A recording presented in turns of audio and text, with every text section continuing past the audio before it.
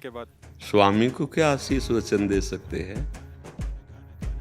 जो सर्वसमर्थ अखिल ब्रह्मांडों के स्वामी हैं, उनका घर है वो अयोध्या, और उन्हीं की प्रेरणा से ऐसा हुआ है। किसी का काहू को बसनाए, जब जो कछो सब तिहारी कृपा से, उनका इस समय ऐसा कृपा प्रसाद हुआ कि हम अपनी भावनाओं पर विजय प्राप्त कर ली और मंदिर का निर्माण प्रारंभ हो गया।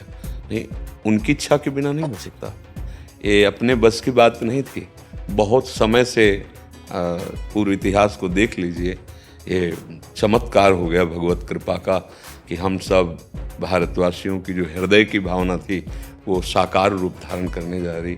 हम तो दास हैं, हमारा तो जीवन ही उनके लिए, राम कहो या श्याम कहो, है तो वही ना। आशीर्वाद तो उनका हम सब पर है। उन्हीं के आशीर्वाद से हमको ये सौभाग्य प्राप्त हुआ है। हाँ, हम सब अपनी मनोभावनाओं को शुद्ध करके अगर उनकी आज्ञा के अनुसार चलें तो वहाँ भी विराजमान होंगे और वो यहाँ भी विराजमान होंगे। अगर प्रविश्य नगर की जय सब काजा और हृदय राखी कौशलपुर, तो त्रिविध ताप नहीं व्यापेंगे। हाँ, दैहिक दैविक भौतिक तापा, और यहाँ राम राज्य काहू नहीं व्यापा।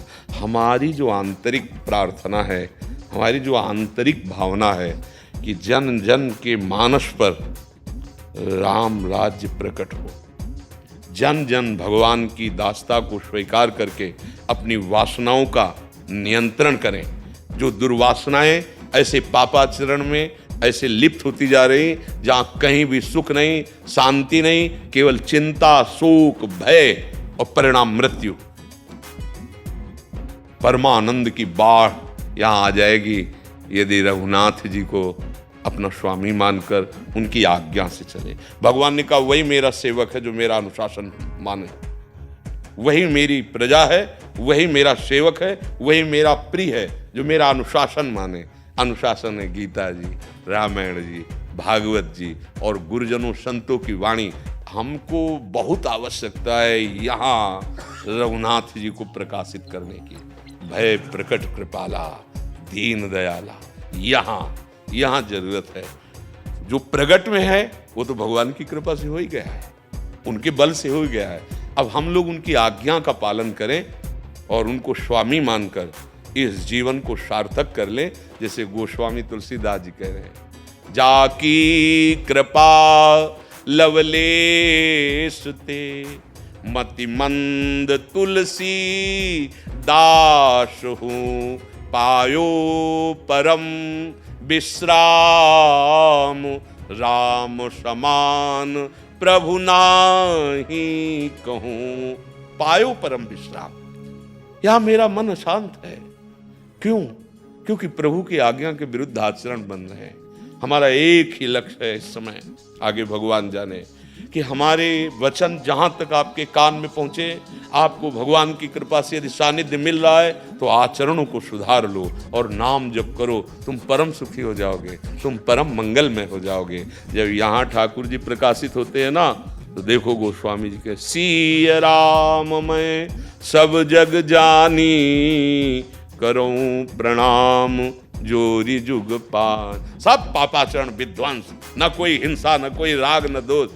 कैसा कैसा भाव आया, सिय राम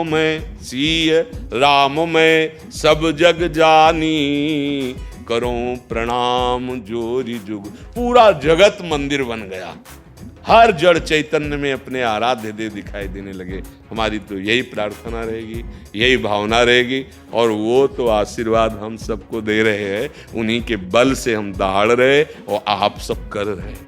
ये जो भी कुछ हो रहा ना, उन्हीं के बल से हो रहा है। बस उनके चरणों का आश्रय और नाम जप।